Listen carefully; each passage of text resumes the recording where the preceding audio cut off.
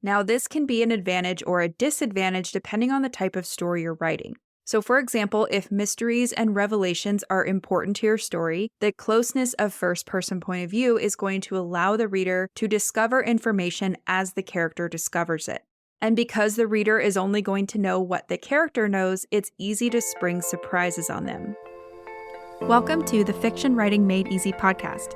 My name is Savannah Gilbo, and I'm here to help you write a story that works. I want to prove to you that writing a novel doesn't have to be overwhelming. So each week, I'll bring you a brand new episode with simple, actionable, and step-by-step strategies that you can implement in your writing right away. So whether you're brand new to writing or more of a seasoned author looking to improve your craft, this podcast is for you. So pick up a pen and let's get started. In today's episode, we're going to talk about point of view and tense. And I wanted to tackle this topic today because I've been getting a lot of questions recently about how to choose the right point of view for your story. And this is a great question because, believe it or not, choosing the point of view to write your story from is one of the most important decisions you need to make when starting a new project. And that's because you can use different points of view to create different experiences for your readers. And whatever you choose will fundamentally affect how the reader responds to your characters and their actions. So in this episode, we're going to break things down and I'm going to walk you through some questions that will help you decide on the right point of view for your story. But before we get into that, let's just make sure we're all on the same page about what point of view is. So point of view is the lens through which your story is told. It's going to determine whose eyes the reader will experience your story through. And there are three main options for you to choose from: first person, second person, and third person. I recommend sticking to either first person or third person, and I'll explain why as we get a little bit further into the episode. So let's go ahead and dive right into first person point of view. In first person point of view, your protagonist is the narrator of the story. So they're telling their story from their perspective in their voice, and the events are filtered through their unique worldview and biases. As an example, I'm going to read you a little snippet from The Hunger Games by Suzanne Collins.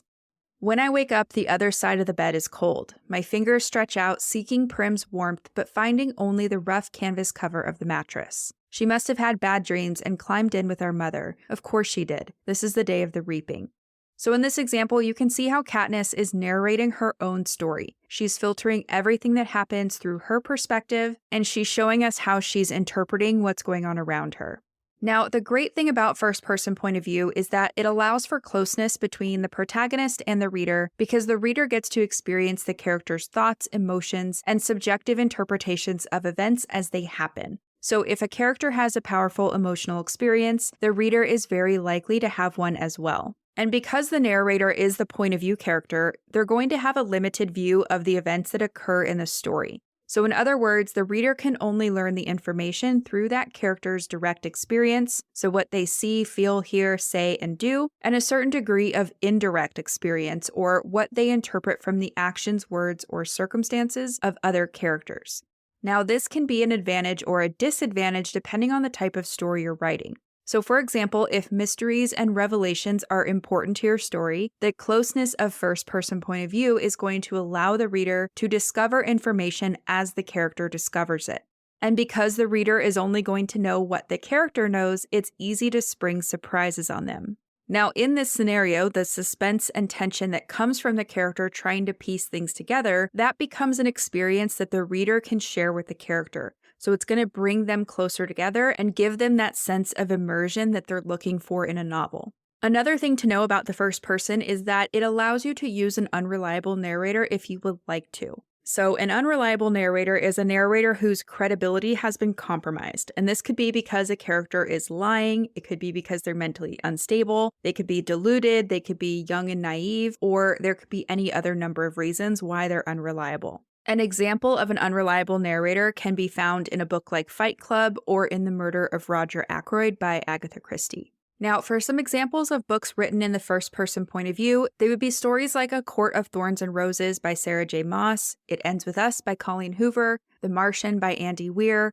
Circe by Madeline Miller, The Fault in Our Stars by John Green, the Divergent series by Veronica Roth, and the Twilight series by Stephanie Meyer. So just some examples for you there, and that is first-person point of view. Now let's dig into second-person point of view. So in a story that's written in the second-person point of view, the reader is going to become the central character in the story. So in other words, the narrator is speaking to you. And if you remember the Choose Your Own Adventure books probably when you were younger, those were written in second person point of view. So here's an example from one of those Choose Your Own Adventure books called The Journey Under the Sea. It says, "You are a deep sea explorer searching for the famed lost city of Atlantis. This is your most challenging and dangerous mission. Fear and excitement are now your companions." So in this example, you can see how the narrator is directly speaking to the reader, making them the protagonist in the story. Now, this is not a point of view that I would recommend writing in just because it's not that common for modern fiction, and it can be a little bit jarring to the reader. So we're not going to dive into that one too much just because I don't recommend it. But we are going to dive into third person, so let's move on to that one next. A story told in third-person point of view is presented from a narrative distance that makes the reader an outside viewer of the story. And within third person, you have two choices. You can either write in the third-person omniscient, or you can write in the third-person limited. And we're going to dig into both of these, starting with third-person omniscient. So in the third-person omniscient, the narrator does not exist inside the story. Instead, they tell it from the outside, sometimes intruding with their own perspective. So this means that the narrator is kind of godlike and they see and know everything in the story, and their knowledge is not limited to what any character knows or sees. So they can talk about things from the past or things that will happen in the future, or dip into any one character's point of view. So I'm going to read you an example of this from the Fellowship of the Rings. So it says, "I thought you liked walking in the dark," said Frodo, "but there is no great hurry. Merry expects us sometime the day after tomorrow, but that leaves us nearly 2 more days. We'll halt at the first likely spot." "The wind's in the west," said Sam. "If we get to the other side of this hill, we shall find a spot that is sheltered and snug enough, sir. There is dry firwood just ahead, if I remember rightly." Sam knew the land well within 20 miles of Hobbiton, but that was the limit of his geography. Just over the top of the hill, they came on a patch of firwood. Leaving the road, they went into the deep resin-scented darkness of the trees and gathered dead sticks and cones to make a fire. Soon they had a merry crackle of flame at the foot of a large fir tree, and they sat around it for a while until they began to nod. Then, each in an angle of the great tree's roots, they curled up in their cloaks and blankets and were soon fast asleep. They set no watch, even Frodo feared no danger yet, for they were still in the heart of the Shire. A few creatures came and looked at them when the fire had died away. A fox passing through the wood on business of his own stopped several minutes and sniffed. "Hobbits," he thought. "Well, what next? I have heard of strange doings in this land, but I have seldom heard of a hobbit sleeping out of doors under a tree. 3 of them. There's something mighty queer behind this." He was right, but he never found out any more about it. So in this example, you probably heard how the narrator dips into the thoughts of both Sam and the fox. And then the narrator comments on how the fox is right about something weird going on, but the fox never finds out any more details. So this kind of omniscient, godlike perspective is the ability of an omniscient narrator. And this is one of the benefits of using the third-person omniscient, is that it allows you to capitalize on a sense of dramatic irony, which happens when the reader knows something that the characters don't. However, third-person omniscient is not a popular point of view to write in these days because readers like to feel connected to the characters, and the omniscient narrator gets in the way of that connection. A lot of the writers I work with think that the third-person omniscient is going to be the easiest choice because the narrator can just know and see and talk about everything, but that's not true. It's actually quite a hard point of view to write in. And the reason for this is because your omniscient narrator needs to be developed just like your protagonist would be. So they need to have their own unique voice apart from the voice of each character. They need to have their own worldviews, their own kind of slant on how things are happening and things like that, just so the reader is never confused about who they're listening to in the moment. Now, some examples of books written in third-person omniscient include the Bridgerton books by Julia Quinn, Dune by Frank Herbert, Pride and Prejudice by Jane Austen, The Golden Compass by Philip Pullman, War and Peace by Leo Tolstoy, Good Omens by Neil Gaiman, and Everything I Never Told You by Celeste Ng. So that's third-person omniscient. Now let's move on to the third-person limited. A story that's told in the third person limited is similar to one that's told in first person in the way that it's narrated from the close perspective of just one character at a time. So as an example, I'm going to read you a little snippet from Harry Potter and the Chamber of Secrets. Harry had taken up his place at wizard school where he and his scar were famous, but now the school year was over and he was back with the Dursleys for the summer, back to being treated like a dog that had rolled in something smelly. The Dursleys hadn't even remembered that today happened to be Harry's 12th birthday. Of course his hopes hadn't been high, they'd never given him a proper present, let alone a cake, but to ignore it completely. So in this example, we're seeing the story from Harry's perspective and we don't dip into any other character's thoughts or feelings. Now, because you don't have an omniscient narrator, the reader is only going to be able to know and see what the point of view character knows and sees. And again, depending on the type of story you're writing, this can be an advantage or a disadvantage. So like first person, this can be good for novels where the character is kept in the dark about some aspect of the story. And because of that, the reader is kept in suspense as the character tries to figure out what's going on from their limited viewpoint. However, the difference is that in third person limited, the reader is not trapped inside that one character's head. So that means the author can tell the character's story closely without having to be bound to that person's voice or their thoughts or their feelings or their attitudes towards the events of the story. This will allow the reader to see the character in a more clear and objective way than the character themselves would allow in first person. So just something to keep in mind. Some examples of books that are written in third person limited include things like the A Song of Ice and Fire series by George R.R. Martin, the Harry Potter series by J.K. Rowling, Cloud Atlas by David Mitchell, Ender's Game by Orson Scott Card, the Throne of Glass series by Sarah J. Maas, and The Magicians by Lev Grossman.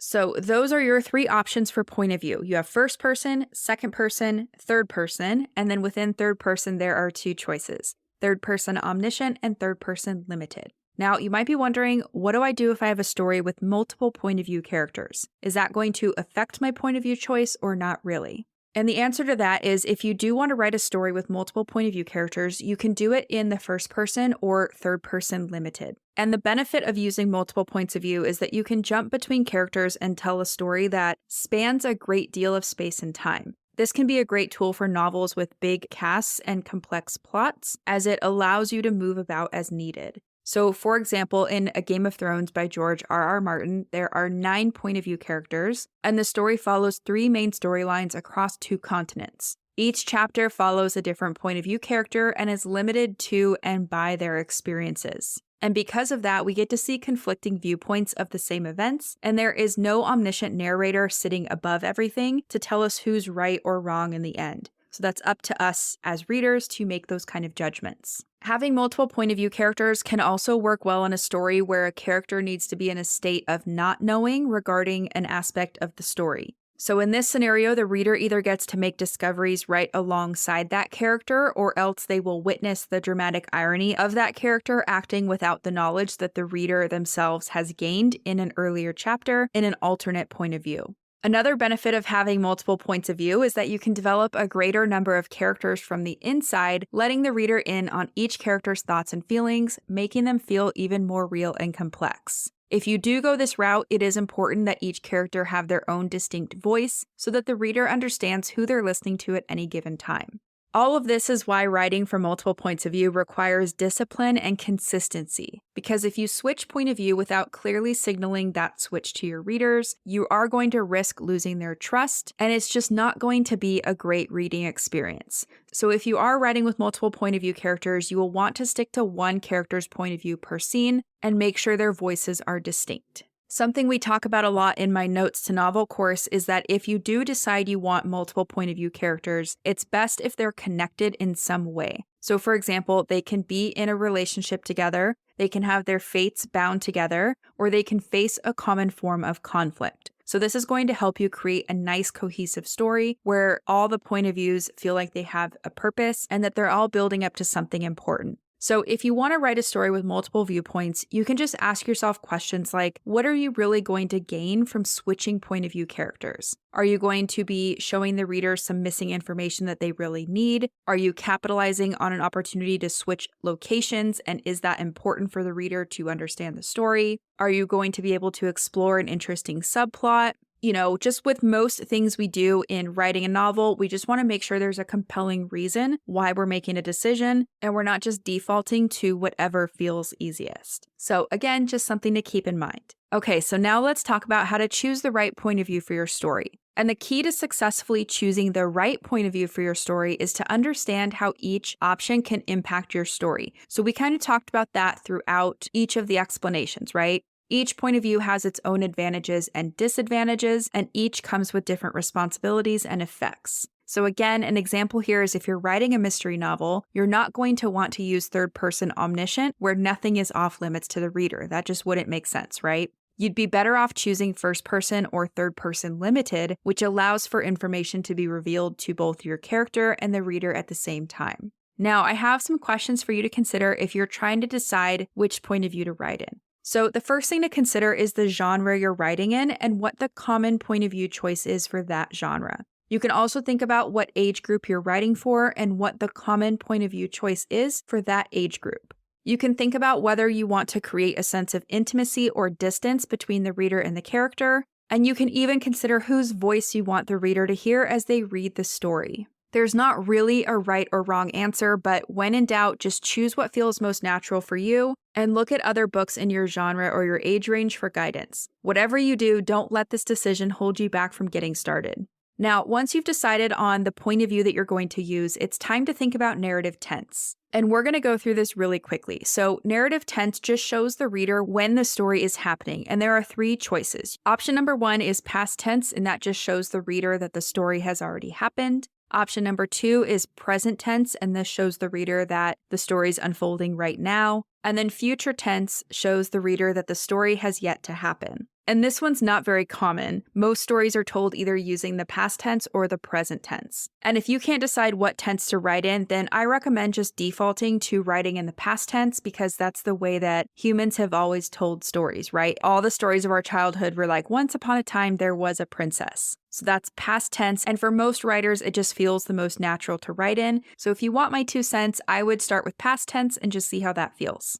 Okay, so let's do a quick recap because I know we just covered a lot quickly. Key point number 1 is that point of view is the lens through which your story is told. So it determines whose eyes the reader will experience your story through. And you have 3 main options: first person, second person, and third person. And in general, I recommend sticking to either first person or third person because those are the 2 most popular options. Key point number 2 is that I would recommend writing your story in either first person or third person limited. And the reason for this is because modern readers want to feel close to your protagonist and they want to feel super immersed in a story. So first person point of view and third person limited allow for a closeness between the reader and the character because readers get to experience that character's thoughts, emotions, and subjective interpretations of events as they happen. So if a character has a powerful emotional experience, the reader is very likely to have one as well if you are writing in first person or third person limited. Key point number 3 is that if you decide to have multiple point of view characters, it is best if they're connected in some way. So they can be in a relationship together, they can have their fates bound together, or they can face a common form of conflict. This is what's going to help you create a cohesive story that adds up to something impactful and creates a really nice experience for readers. So again, as you're probably realizing, the point of view you choose all depends on the story you want to tell and how you want your readers to experience the story. In the blog post that goes along with this episode, I have listed out more questions that'll help you choose the right point of view for your story, so you can get the link to that in the show notes if you want to work through those questions. So that's it for today's episode. Thank you so much for tuning in and for showing your support.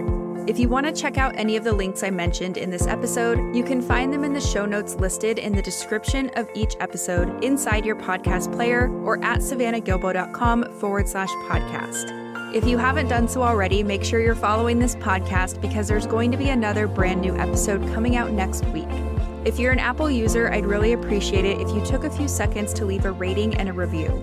Your ratings and reviews tell Apple that this is a podcast that's worth listening to.